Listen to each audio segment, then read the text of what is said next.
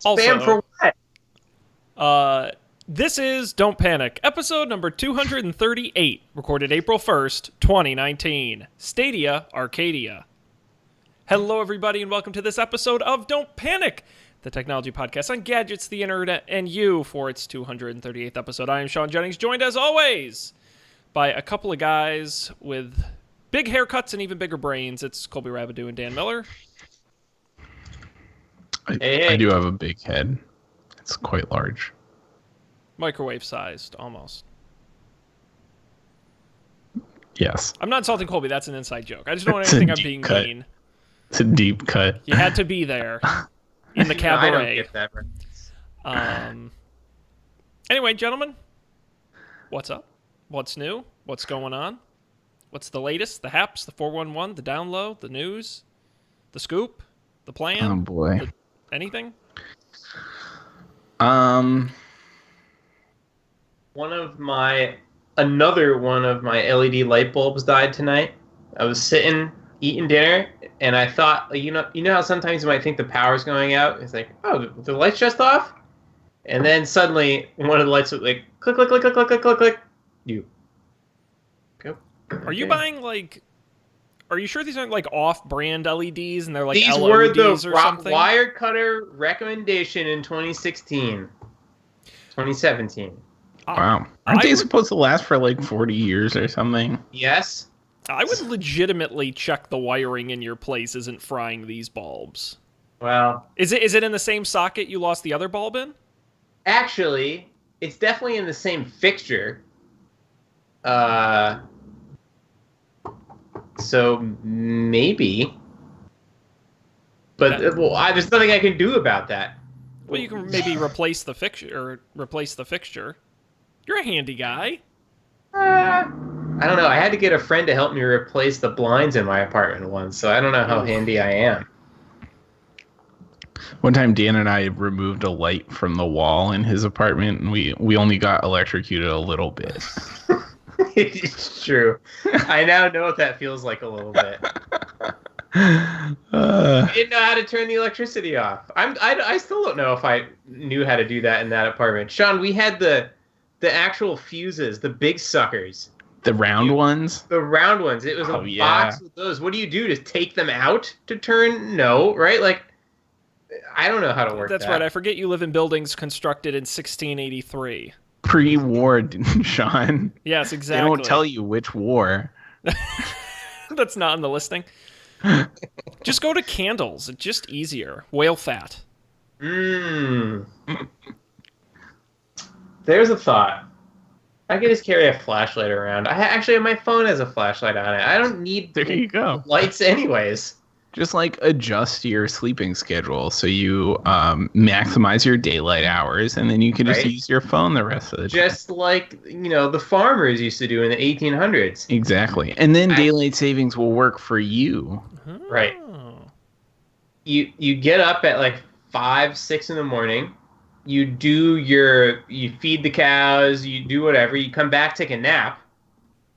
Then you eat and you keep going until 7, 8 o'clock, and then you just turn in. There's nothing more to be done. You can't do anything else. I like this. I'll need to get one of those e-ink computers so that I can't be working when there's no light because there's no backlight. I don't know. I think my Kindle has a backlight. I wonder if those computers could have a backlight too. I'm sure they could, but have we talked about it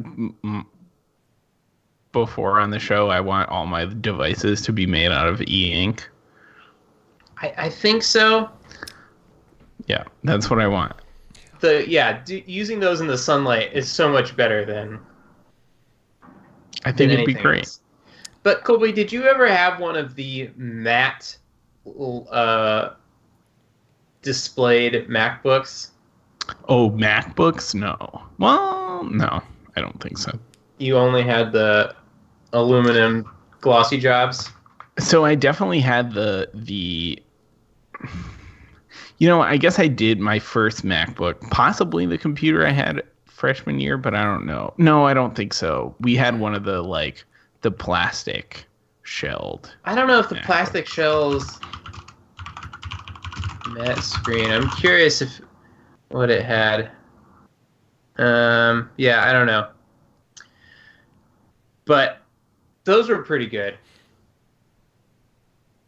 I will say, I was thinking the other day, very legitimately, because I was thinking of, well, I'm always thinking, like, what can we talk about on the show? But I was thinking, like, what semi-failed or failed tech gadget really should have been given a better shot? And I really was thinking about how much I loved my Pebble and the e-ink display on that, because the battery life lasted forever, and it worked really well, and it looked good. And if only iOS hadn't been so damn stingy about letting them access their services, I think it would be legitimately a thing still. That was a great product. I think you're right, Sean. Who did they get acquired by or something? Yeah, Fitbit bought them. Mm-hmm. But they just couldn't get traction with iOS users because it never worked well, because just iOS wouldn't let them access the right systems. Stuff. No, it couldn't do anything other than, buzz with the occasional alert. You couldn't interact with anything. You could get all of your notifications, and that was it. Yeah, it was a bummer. But the idea of an e-ink watch is awesome, because I thought it worked really well. Because what do you need a full color like LCD screen for on a watch? Come on, Sean. Right. You don't pop open the Photos app on your Apple Watch and take a look at some of the new photos that you've taken? I'm going to do that right now. Oh, actually, here's a topic. I have two topics, actually, and they're diametrically opposed. One... Sorry, that was a Hamilton joke. One is I'm going to try to post a picture to Instagram every day this month, in the opposite of my August 2018 strategy of not going on social media at all for a month. So far, day one, very successful. Many people liked my picture of the my coffee shop. What's your username on Instagram? Can we tell the people? Is it Jazz Dan? You don't even know. Oh, it's not. No, it's Jazz Dan. Yeah, it is. Okay. Oh. Here, I'll put your photo up on the screen for the folks watching the video. And I'm pretty sure that what happened is that all my friends got a notification. Did you get a notification that said, "Oh, Dan's posted on the Instagram for the first time in a while"? No, Instagram lost notification privileges years ago. Okay. For exactly that kind of bullshit. Okay, so that's my first topic. My second topic, which is kind of the opposite, and Colby, it sounds like you are already segueing into this, but speaking of like e-ink displays and using whale fat for light, do you have strategies for unplugging, for getting away from the technology? If you're feeling too... Like, you ever have one of those days where you're just on Twitter like half the day and you're like, God damn it, like this isn't how I should be living my life, and I'm going to do something about it. What do you do about it? What's your strategy? So one thing I like to do is just take off my watch, because I'm so used to the watch buzzing and not having to like pay attention to my phone. It's perfect. That's a good one. Just put it on the other side of the room and you're good to go. Sean? I just try to avoid having free time. I just stay busy. If I'm doing, I really legitimately only check my phone when I'm bored. Like if I'm like running errands and doing yard work and having lunch with people and doing stuff, then I actually almost never, I don't even read my notifications when I'm busy. It's only when I'm bored. So I just try to schedule and keep my life busy and do stuff. Yeah. I used to be better when, like, there was a while where I like Instagram was like the only social network I would go on. Mm-hmm. And I follow few enough entities on Instagram that my feed was like finite, like very finite. Mm-hmm. So like I just didn't go on that much because there was nothing to see. And I wasn't going on Twitter at the time. I wasn't going on Facebook, which are the two you can scroll through indefinitely. Instagram's working on letting you scroll indefinitely. I know, but I keep trying. I'll do everything I can to have it not be there. I like the check mark, the you're caught up check mark. Yeah, that's a nice feature. I am shocked that they did it, but honestly, I'm super into it. forget what I was gonna say. Yeah, some days I don't know. I mean, I'm back on Twitter now, which is lame. I mean, I I'll feel good appreciate you about it. being back on Twitter, Colby. I know. we all do. He never tweets anything though. But his moral support likes are very much appreciated. That's true. That's true. That's what I like about your Twitter, Dan, is you do tweet, not a lot, but you tweet enough, and it's always on things I completely don't understand, which is great. Makes me feel smart. You're not reading it. excited about open tracing and open census merging, Sean? I'm like, whatever this is, it's pretty neat. It's pretty neat. Did you post the other day something like, can someone do a year-end wrap about changes in Java or JavaScript or something like that? Yes, I I photoshopped in the code to the Liz Lemon picture. Yes, and I was like, I don't get it, but at the same time, I do get it. So I was psyched. That was fun. I think that's the tweet. So far in 2018, definitely the tweet I'm most proud of. It's a good one. It was pretty good. I think for me, because, I mean, I literally cannot stress this enough. I spend all day on social media. At my desk, at work, I am always on social media. I actually think that makes it easier for me to disconnect. Because it's more like it's easier for me to tally the time I'm not on social media than the time I am, because I am always on. So for me, it's a little bit easier, I think, to disconnect. It's weird. Yeah. I don't suggest anyone do that. And I wouldn't do it if I weren't paid to do it. Sounds pretty intense. Yeah. I decided, so last week I signed up for the Apple News Plus free trial, which I haven't used at all. But I did start using Apple News a little, and that has the same problem where you scroll indefinitely through like dozens of things you don't care about. Yeah. I've been trying to dislike things aggressively, and it still shows me like celebrity gossip news. I don't know why. You don't like celebrity gossip news, Colby? No, if it's in People magazine, I'm probably not interested. I don't like people. No. No. Is that like a robots magazine or like a things magazine? Dogs magazine. That sounds awesome. Yeah. But now I'm thinking, maybe we should we all take the photo a day Dan challenge? Whoa! I'm going to chuck Colby so hard under that bus. I mean, there have been times when I posted on Instagram. I've Instagrammed before. Bold It's statement. happened. Yeah. So here's the thing that I'm struggling with, and if you're considering coming into this challenge with me, I feel as though you should have a say in this. Should I have to post something to my Instagram proper, or would posting to the story be sufficient? Like, because I feel, I don't know if it's kosher to post every day to my Instagram feed proper anymore. I think it is, as long as the content's somewhat relevant, and because you don't do it all the time. Like, if you did it 365 times a year, I think it'd be much, but because it's 1 month, I think you're probably fine. Okay. I would say if you want to do stories, like, I'm going to make up an arbitrary rule for no reason and just say, like, I think at least half the month has to be real feed posts. Like, 15 minimum real feed posts, and if you want to throw a few stories in there, that's probably okay. But it's your rule. I like then if I feel like if I'm going to do it 15 out of 30 days, I might as well do it 30 out of 30 days. Yeah. Mm. Okay. All right. Well, so if you want to join me, you can. Do we have to use a hashtag? Yes, you have to use my hashtag. Dan posts a picture every day. I think, or whatever it was. That would be very funny. Sean, why are you posting these photos that says Dan posts a picture every day? That can't be right. Dan posts a picture every day. That's right.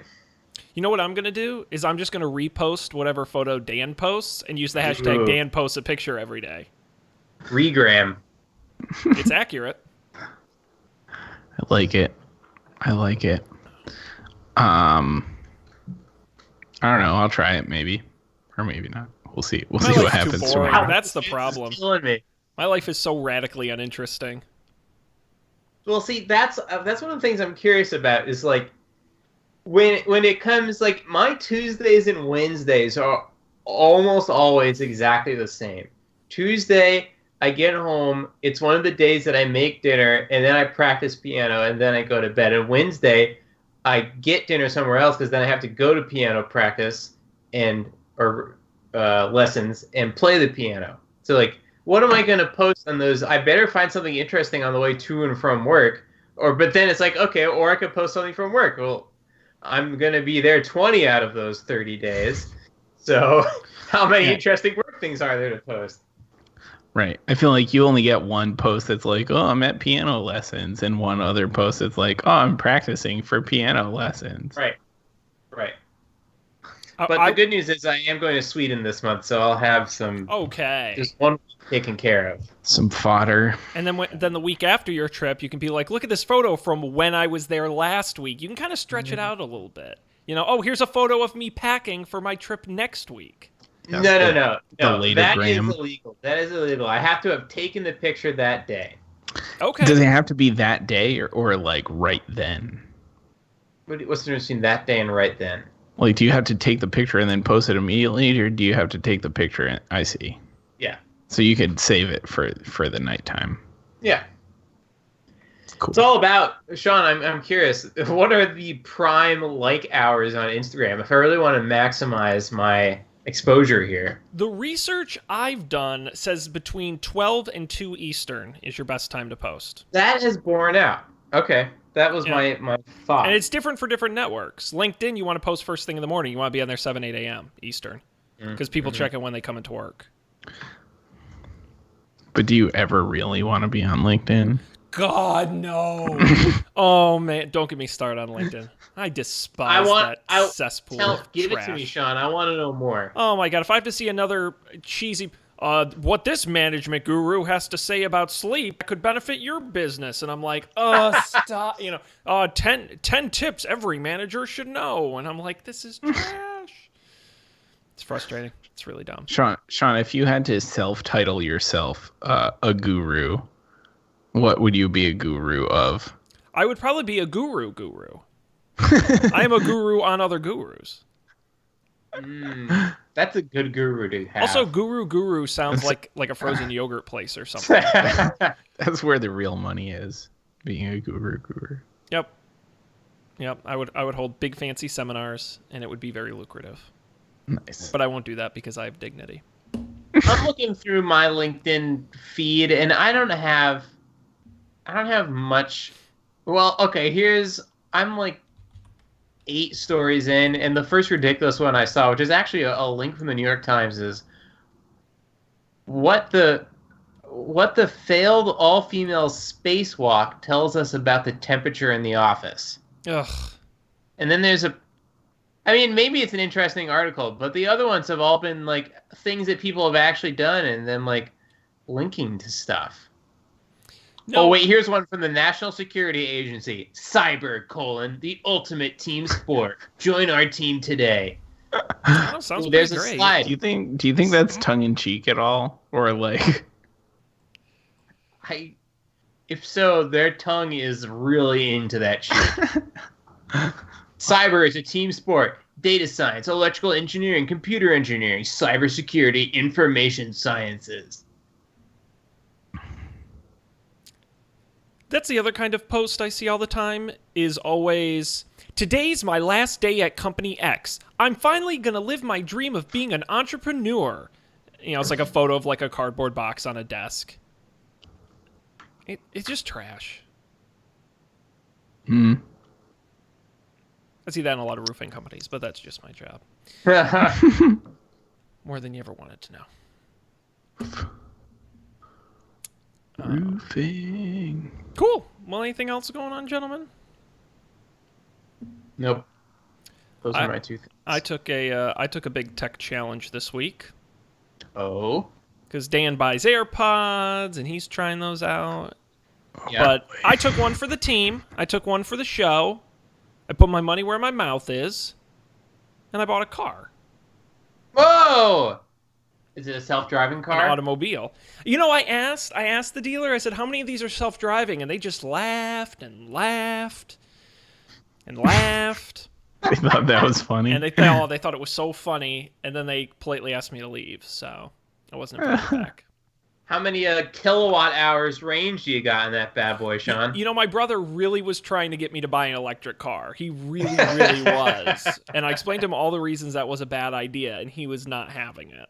No, no. Now I want you to relitigate this with us because from where I'm standing, you live in the town where your company is, one town over. Oh, I'm a great candidate for the idea of an electric car. The big issue is I'm not going to pay to install an electric charger in my house. Why not? Because it's expensive, and I don't know how long I'm going to live. If I knew, I'm totally serious. If I knew I was going to live here for like 15 or 20 years, I would do it. And I'd even do the solar panels, and I'd do the whole 9 yards. But I don't know how long I'm going to be here, so I don't want to do that investment. Because then you got to have someone come in and put it in. They got to do a big fancy thing with your circuit breaker box because it's got so much juice going to it. And it's a whole thing. So, maybe my next car. But, When'll that be, Sean? You'll be like 50 years old. well, I was going to say, my last car lasted 11 years, so I'm hoping for that again. But I wanted to tell you guys that my car has an app that I can lock, unlock, and start it from, the app. Okay. Now, are you gonna, what kind of car is it? It's a Hyundai Elantra GT, which is like the sporty hatchback. Does the GT stand for good times? Yes, actually it does. That's really, so you've seen it. So you know. But it's all internet connected. So I'm pulling up the app here. But at any time, I can click the button and pull down the status of my vehicle, where it's located, like is the hood and trunk closed or the doors locked, and I can be anywhere, and it tells me because it pings it up to a satellite in outer space. So That's pretty neat. yeah, I don't know how useful it is. Yeah. Have you used it yet, like in earnest? No, it just got activated today, but there's like a little status of my car, and it's in park, and the engine's off, and all that kind of stuff. And it's in my garage, so I'm not going to start it, but you can lock it and unlock it and do all kinds of fun stuff. You can turn it on. off. Yeah, you can turn it off after you've turned it on. But now what I was looking at, because I'm a total insane person, was because Alexa integration. What? Alexa integration. That would be cool, and I would like that. But no, I was thinking if, like, in the winter I wanted to remote start it in the morning, it's in a garage. You can't do it. So I'm like, now I have to get a smart garage door opener. So when I activate the car, it opens the garage door. It's a slippery slope. Pretty It sure is a slippery slope. that battery charger is starting to look pretty reasonable. Yeah, if you added up all the dumb shit I bought. Yeah, probably. Probably. But Oh, man. anyway, I'll report back on how that works. Hopefully I'm not, like, app locked out of my car when I don't have Wi-Fi or something. That seems like the kind of thing that would happen to me. Does it have a key? No, it doesn't have a key. There's no key anywhere on the door. You can't open the door with a key. So it's all electronic.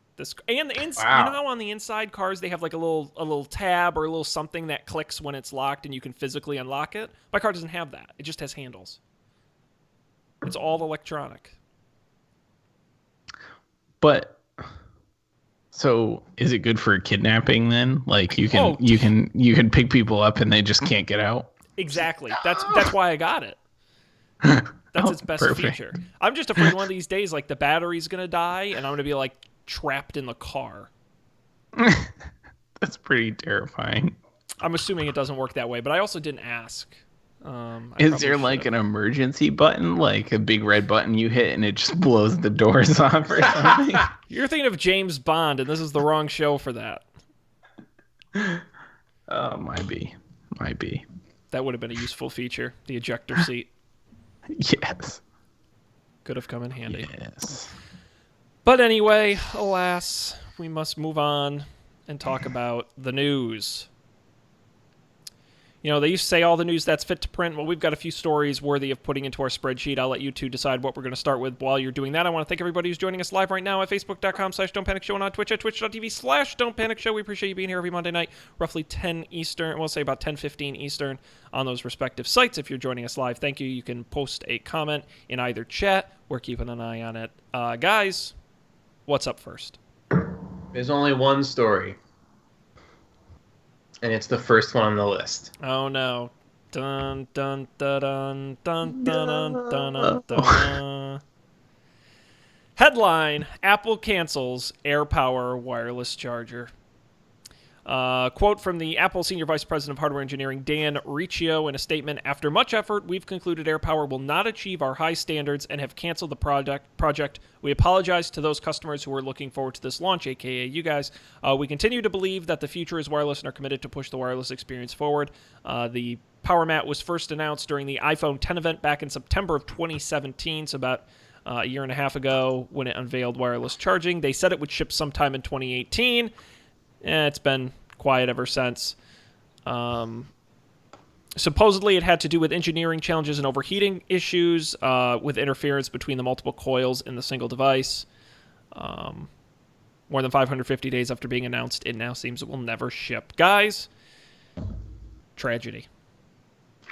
What's especially tragic is how much I had to eat my words from, because I believe I said on this show that I was going to get those AirPods, which I did get.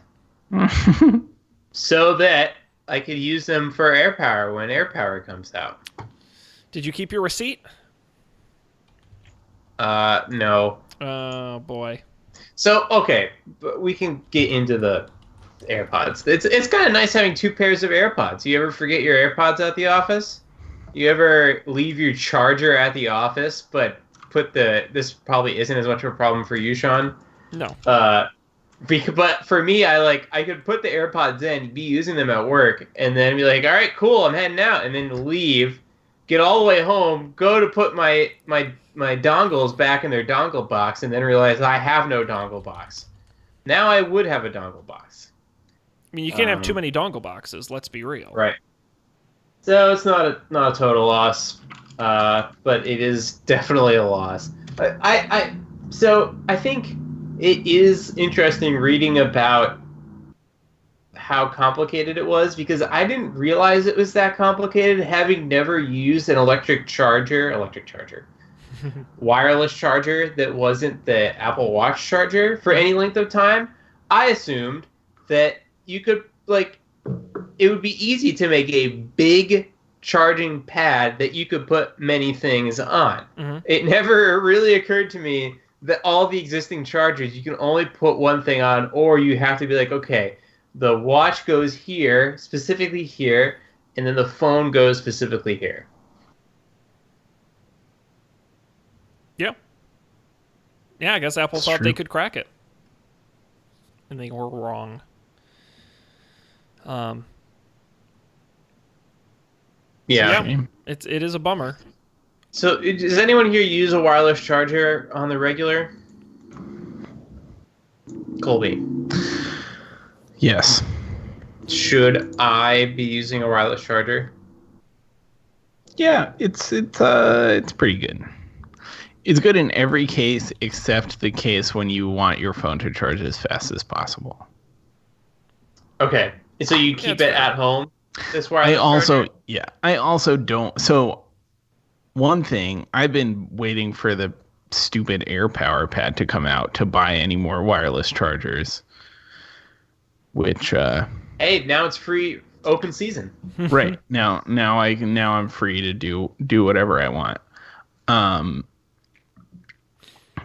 But yeah, I like it, especially with living an Apple Watch lifestyle. When I'm home, I don't need to have my phone on me usually. So it works. You just plop it right down there and gives you a little buzz. Ooh. All right. Did you get the wire cutter pick? Yeah, it was different at the time though. Yeah, they've changed it a couple times since launching it. Well, I am sad about the air power, and hopefully one day we will get the tell-all expose on air power. I guess it does seem really hard now that I know more about it. I will say, Dan, if you are looking for a wireless charger, because I have several, the Anchor, which is sort of the cheap pick from the wire cutter, I love mine. It's really great. I have the stand-up one. Okay. In my kitchen, and it works really great. The only thing is, it's not really for because there's really no sides to it and no grip to it. So you put your phone on it, but don't if you kind of bang or something, it might shift a little bit. That's the only thing. But it's great. It works great, and the price is good. I also have a Samsung one, or do I have two Samsung ones? And those are really great as well. And there are some that do a combo phone charger, Apple Watch charger, so at least that'll help you out a little bit. Interesting. Because one of my big desires for the AirPower was to just bring one charger when I go places that could charge all three of the things. Well, I mean, technically, right, it can. I guess Apple Watch is a little different, but if you get a combo Apple Watch wireless charger, you just can't do the phone and the AirPods at the same time. I mean, they'll both work. You just have to be strategic about when you use them. Right. Not ideal, but... Here you go, the Belkin Valet phone charger. It doesn't look especially portable. It looks like a giant headphone stand. Here, I'll put it in black.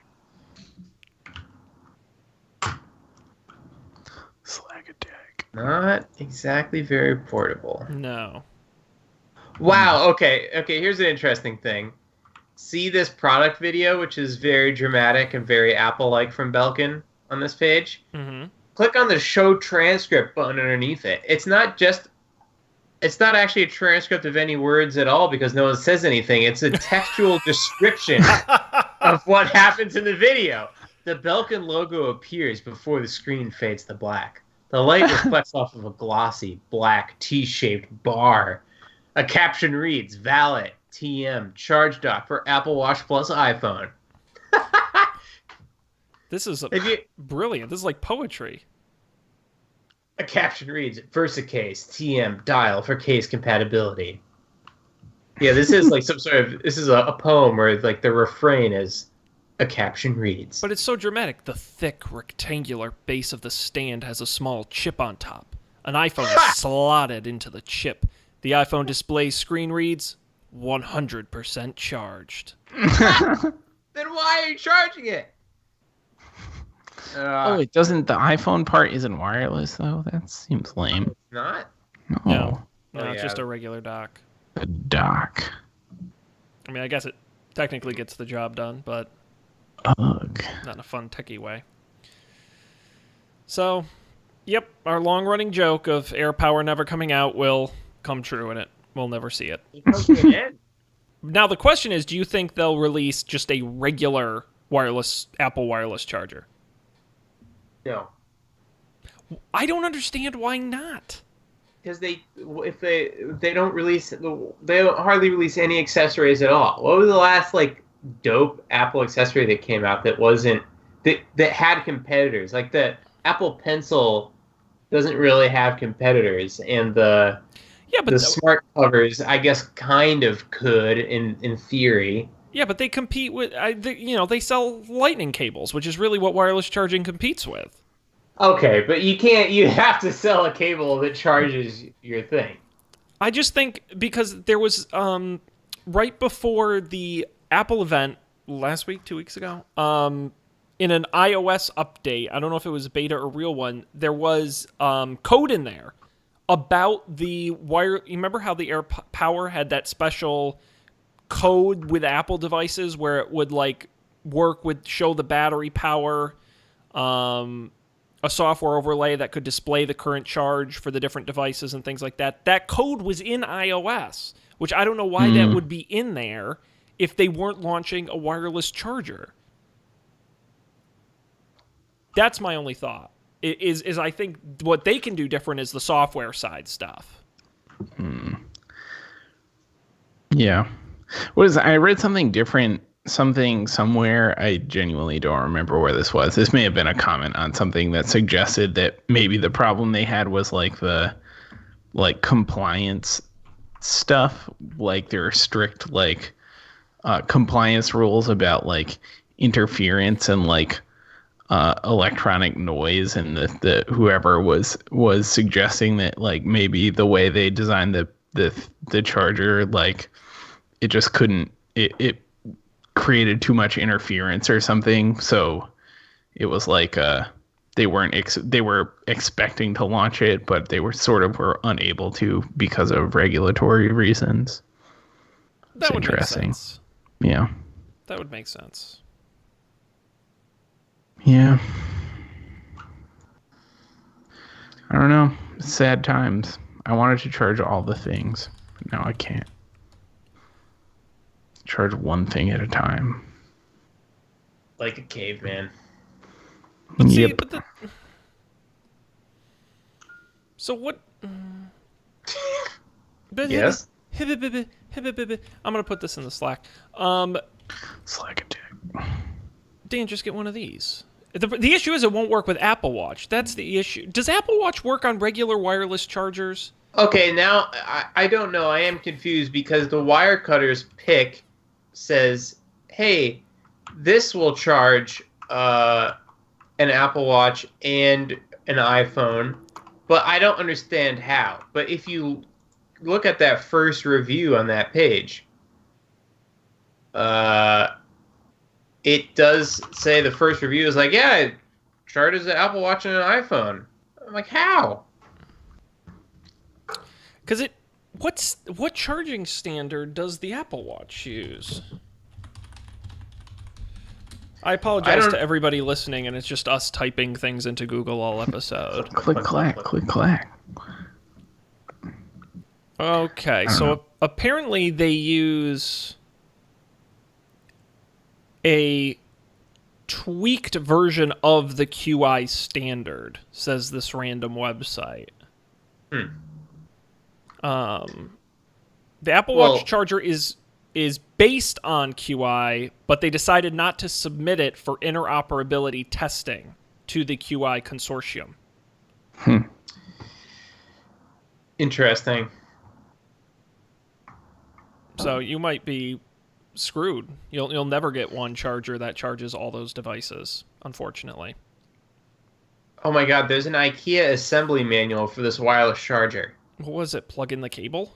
It is somehow 4 pages long. Yeah, I love me some IKEA. Step 1, plug one end of the cable into the thing that plugs into the wall.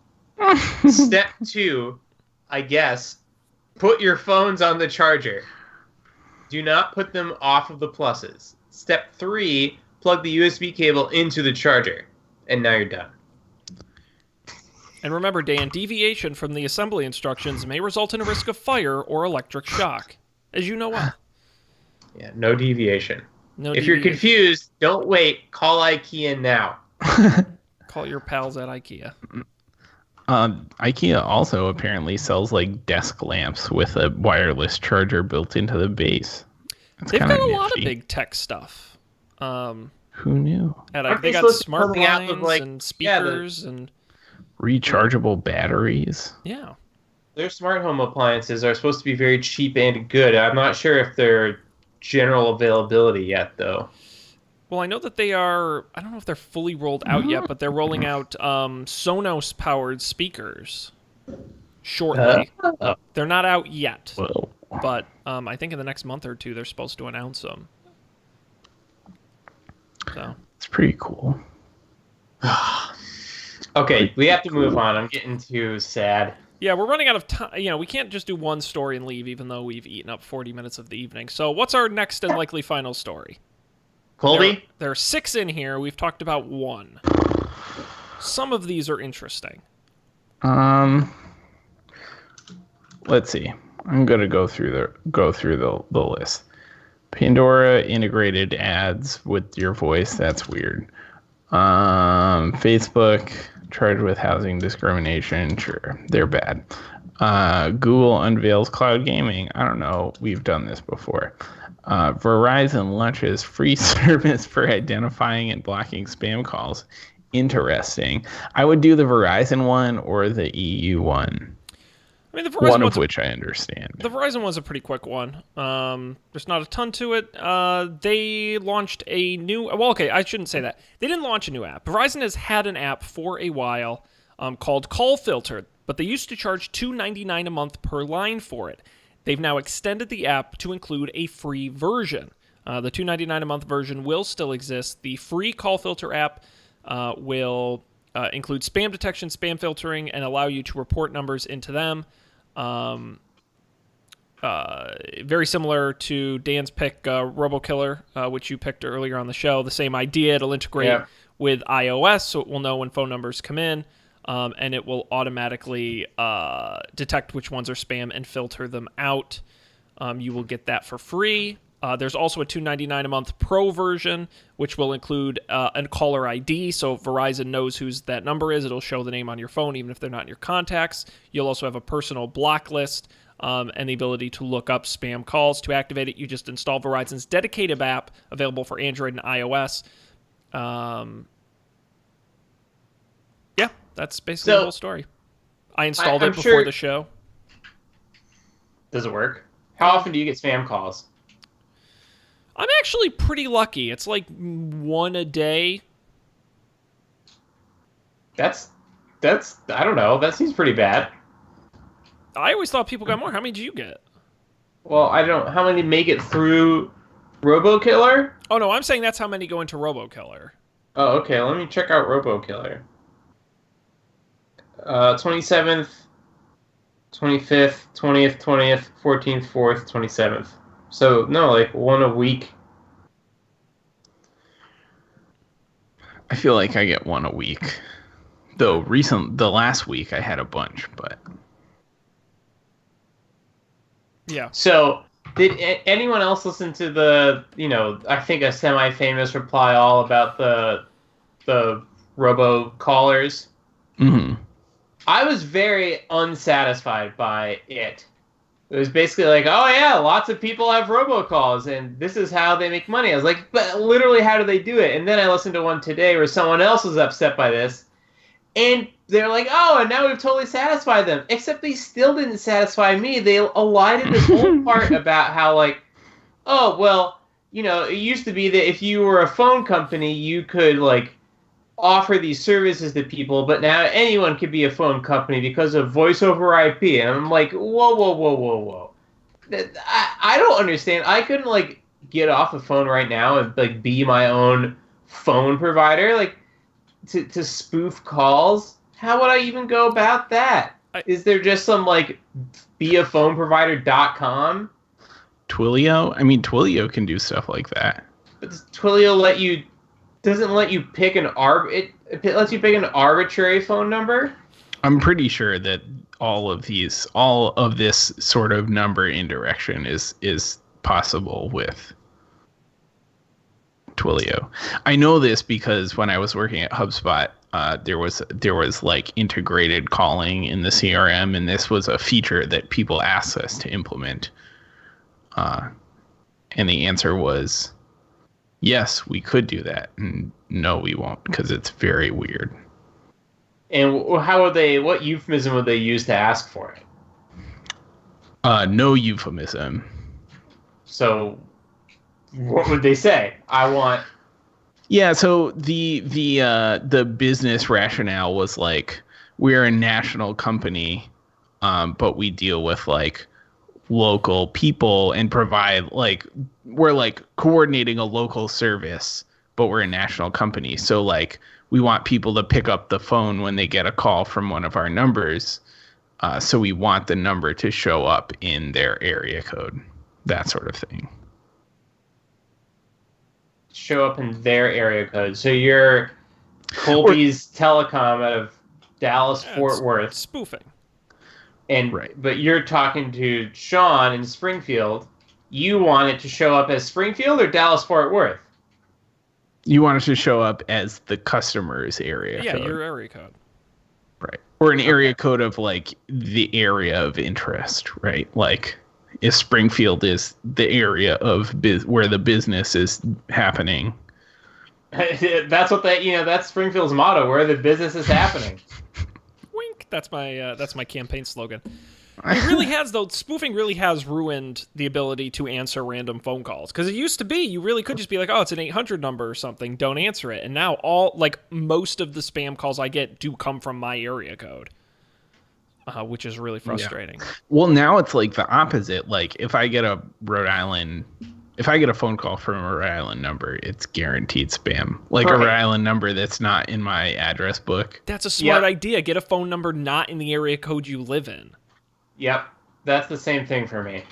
Mm-hmm. We should just all get Alaska phone numbers. But then we could never move to Alaska. No, that's true. That be? I guess we got to pick a place that you definitely don't want to move to. Nebraska. South Dakota. Tuscaloosa. I feel like I would rather move to South Dakota than Nebraska. Whoa, throwing shots. I feel like South Dakota has some of the same stuff that Alaska has. In that it's kind of a cool, remote, forested, mountainous locale. Right. Nebraska is just fields. Just fields of dreams. Fields and tornadoes. Yeah, exactly. Alaska, you got some really cool tsunamis. So wasn't there like the largest wave ever recorded was in Alaska, I'm pretty sure? Is that what they're known for? I feel like that's a thing they talked about on Roderick on the Line once. Is this not true? And there was a guy that survived the wave. Yes, you're right, Colby. That's where I heard of it. The 1958 Latuya Bay, Alaska mega tsunami. Wow. Didn't even know such a thing existed. A record run-up height of 1,720 feet. That's like the Empire State Building. It's quite a wave. Yeah, I was thinking, I actually just the other day watched John Oliver Last Week Tonight. They did a bit on robocalling. And I was trying to think of evil ways we could use it, like to promote the show. Like, do you guys think you could set up robocalling and it could be like, Hi, this is Colby from Don't Panic. I'm not a robot. A challenge. I'm just calling to see if you're interested in a new podcast. Maybe that's what podcasts need. They just need a organized, automated robot army of spam callers to walk people through how to download Overcast. God forbid they use Apple Podcasts. That's insane. Is there a podcast client that ships on Android at this point? I don't know.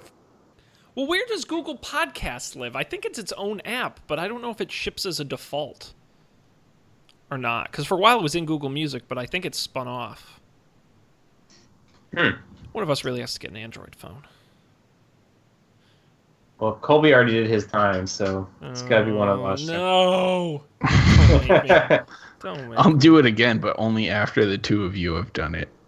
After we joined our lives. It's like trading off DM privileges. Yeah. It's like on-call rotation. Yeah. Alrighty. Gentlemen, it's that time of the show where we move on to picks. Each of us brings something fun we want to share with the world, and boy, have we got some fun picks this week. How exciting. Dan's going to go first. Ooh, I never get to go first. That's why you're going first. Okay, I think we briefly talked about this last episode, but there is a interesting show on Netflix called Love, Death, and Robots, which is, we talked about it in the context of the Apple original series, that sci-fi anthology series. I forget what it was called or who was in it.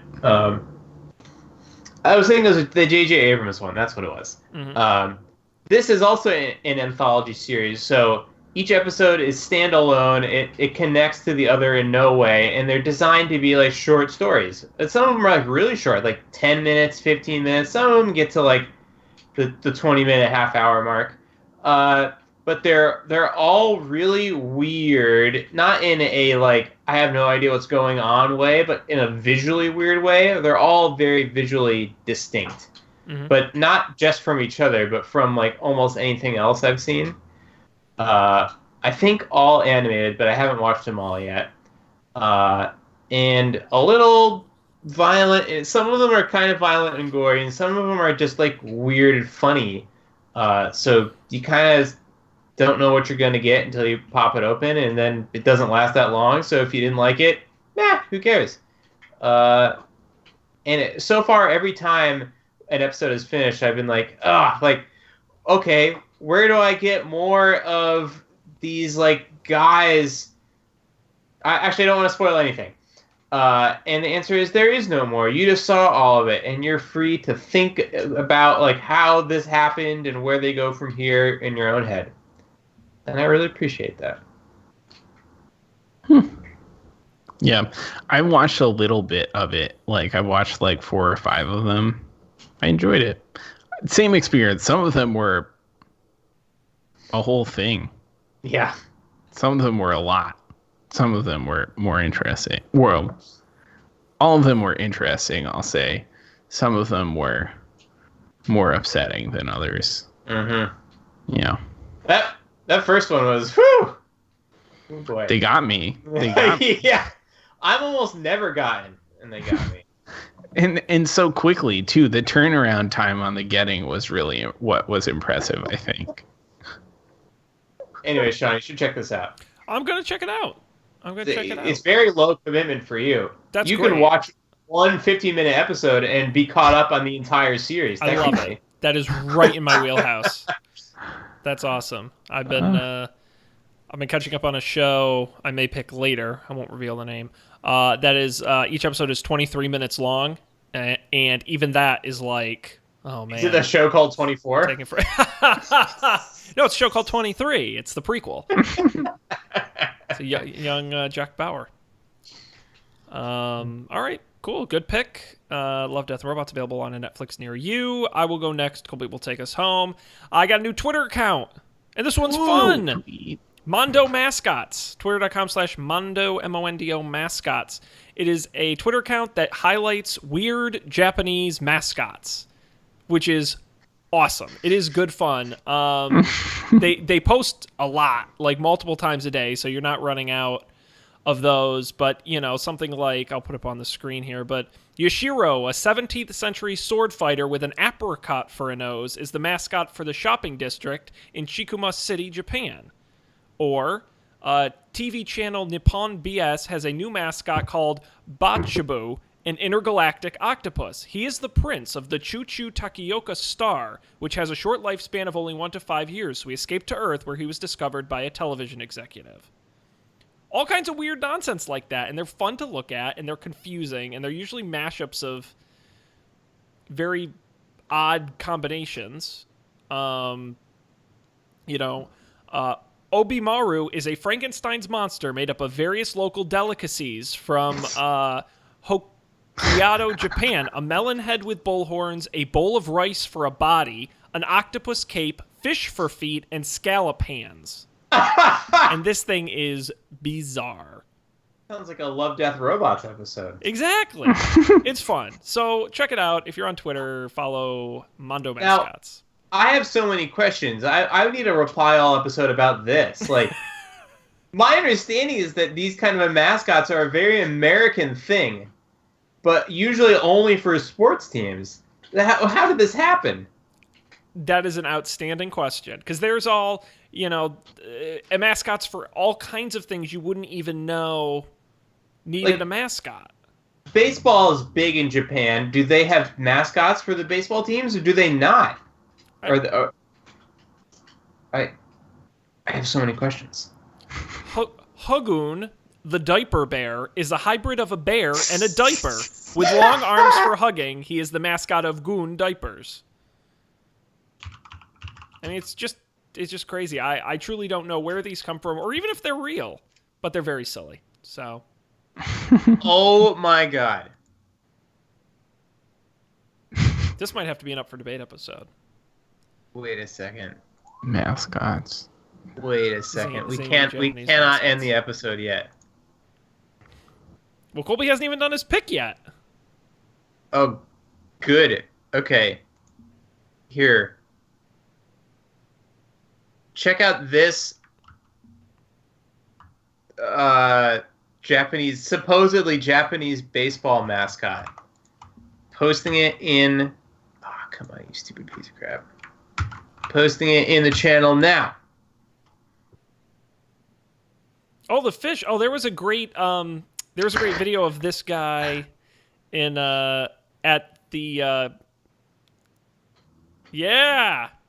with his fish skeleton. There's a great video of him at a baggage claim at the airport that was on the Monto Mascots channel, and just the head part was on the belt, and he ran and dove into it when it was on the belt, and like then ran off with it. That's amazing. Yeah. I don't get it, but it's colorful and I like it. Alrighty. Colby, take us home. What do you got? Nice. Mine is an Instagram comic called Strange Planet.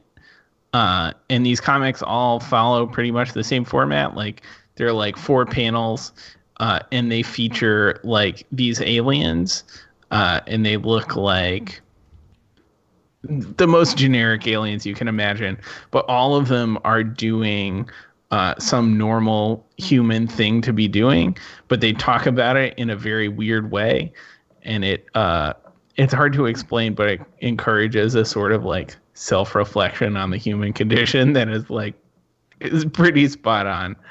I think it's really funny. So you should check it out. What is an Instagram comic? I mean, I don't know if Instagram comic is the right thing to say here, but it is a comic that is posted on Instagram. Okay. I mean, it's formatted square. I guess that's right. Unique. The format seems to be designed for the Instagram medium, in that most of these are like 4 square panels arranged in a square, so it fits perfectly in. So you view it on the like overview page, or you view each one individually? No, you can view it on the overview page, but like I've subscribed to this, so I get I get new ones in my feed all the time. Like, each post is a standalone comic. I see. It's an anthology series, if you will. That's the theme of today's episode. Yes. They're great, though. Yeah, these are fun and going quite viral. Indeed. They've been all over the place. It's Nathan W. Pyle Strange Planet is the name of the account. It would be much easier if you just went to don'tpanic.io, where we'll have a link to that and all the picks, so you can easily follow it there. But it's a solid pick. I could do a whole episode on webcomics. Oh! I'm a big webcomic guy. Is that a good up for debate topic? Is that what you were saying? No, the weird Japanese mascots. I think webcomics could be a good one, too. Maybe cool. just early 2000s internet. That's a slippery slope. that we're going to get some Reddit heat from. Got your Homestar Runner. Oh, no. Newgrounds. You don't want to take a trip down memory lane? I was too bored. I was reading books back then. I wasn't wasting time. I didn't waste time on the internet until later. That's too bad. I know. Shame on me. That's why I'm so boring. Well, good. Like I said, our website, don'tpanic.io, it's where you can see the links to all of those, as well as all of our episodes, the audio, the video, they're all there. And, of course, information on how to subscribe to the show wherever you get podcasts, including Overcast, Apple Podcasts, Google Podcasts, Stitcher, now on Spotify. We're in all those places. You can get the video version on YouTube as well. And, of course, you can follow us at Don't Panic Show on Twitter and email us don'tpanicshow@gmail.com. Thanks to everybody who joined us live tonight. We had a few people hanging out with us. We appreciate that, as always. It's a lot of fun. Gentlemen, anything you would like to say or plug before we wrap up the episode? We went this whole episode without doing any April Fool's jokes that we are aware of. I'm very proud of us. I'm just ignoring it. Did you guys get caught by any today? No. No. I got. Do you listen to your? Do you listen to your disco cover weekly? That was a cute one. You know, I kind of wish I had Spotify, because I actually would have enjoyed that like aggressively. Yeah. That's right up my alley. Oh, it's pretty good. It was Wait, pretty what? good. The Spotify April Fool's thing was that today everyone had a thing that looked a lot like their Discover Weekly, but it was called the Disco Cover Weekly. And it was like your Discover Weekly, but composed entirely of cover songs of disco songs. I don't think I got that. Also, my Spotify isn't loading. You might want to... April Fools! That's a great thing about downtime. You can just say it's a prank. It's just my Discovery Weekly isn't loading, so that's... Oh, no. There's some more debug information for you. Oh, no. Crash report. Maybe everyone else found out about this at the same time. Could be. Yeah. I was going to try and get my company to put out a press release saying we had hired Bob the Builder, but they didn't. They weren't on board for that. That's another good one. I thought that would have been funny. You have good ideas. And no one wants to hear it. We're too serious. So, like, there were no good April Fool's jokes this year. It's over. And it's there over. haven't been for a long time. Shut it down. They need to hire Sean Jennings to get their butts back in gear and have some actually good April Fool's jokes. Here's a business idea. April Fool's consultant, Sean Jennings. You are so good at it that you only have to work like 1 month out of the year. Yes. It's March. Spoiler alert. And then you move on with your life. The big accounts, you're going to start planning for the next April Fool's. That's probably true. You got to get in early. Right. Yeah. I like that idea. That's a good one. Indeed. Put that in my back pocket. But unfortunately, we're out of time this evening, so that's going to wrap us up on this episode. I'll briefly... if anyone's listening, they're not listening. Everyone's already stopped playing it at this point, right? Do you guys ever listen to like the end of a podcast episode? Only if my hands are not available. Oof. Doing what we don't want to know. Or I don't realize that it's ending because it's the first time I'm listening to the podcast. I hear the music, I'm like, oh, now what happens? It's like, oh, this is the ending music. Well, despite the fact that nobody's probably listening, Colby's going to be joining us this week on a new Up for Debate talking about James Bond. So you're going to want to check that out over at upfordebate.tv. We've got Roger Moore, his first 3. Some of them are Sean good. has feelings. Some of them are not. Which ones Yep. you're going to have to tune in to find out. But we've got to end this here. So on behalf of Colby and Dan, I'm Sean. Thanks, folks, for joining us. We appreciate it. We'll be back next time with more tech news and good times on another Don't Panic.